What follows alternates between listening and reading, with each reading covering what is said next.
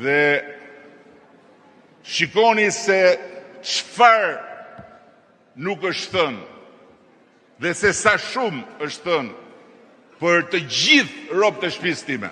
Nuk keni për të gjetë dot një herë të vetme që unë t'i jem kthyer me robët e shtëpisë vet atyre. Po jo sepse ne jemi më të butë, jo sepse ne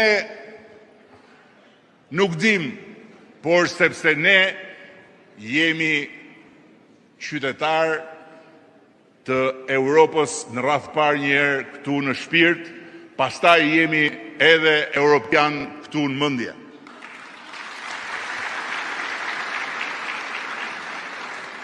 Ne jemi qytetarët e Europës, ne socialistët, edhe kur jemi në majt maleve, edhe kur jemi në fund, në cepin më të largët të Shqipërisë.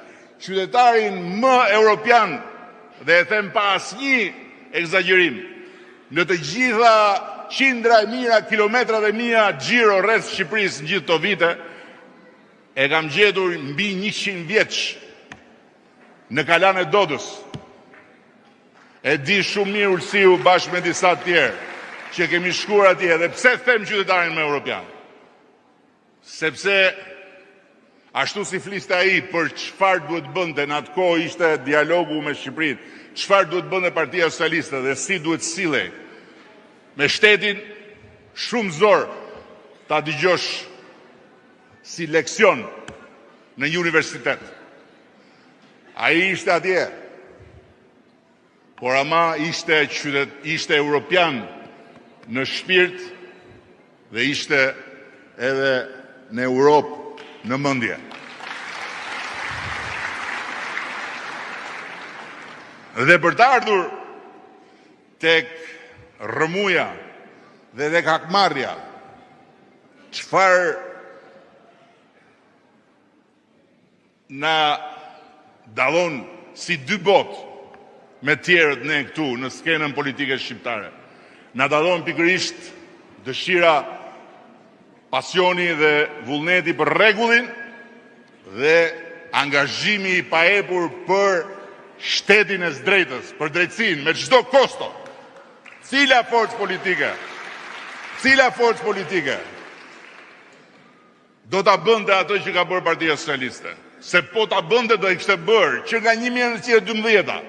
Cila forcë politike mori përsipër që të dorëzonte pushtetin gjyqësor tek prokurorët, tek gjykatësit dhe të tërhiqej nga ai territor, duke ndarë në realitet ato që kushtetuta e ka ndarë prej kohësh në letër. Demokracia nuk funksionon nëse nuk ka 3 pushtete të ndara.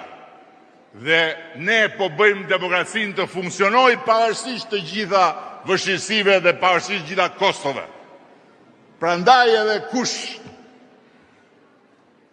na hidhet në fyt duke na treguar se sa veta u burgosën, e sa veta u hetuan, e sa veta janë të përfshirë këtu e janë përfshirë atje.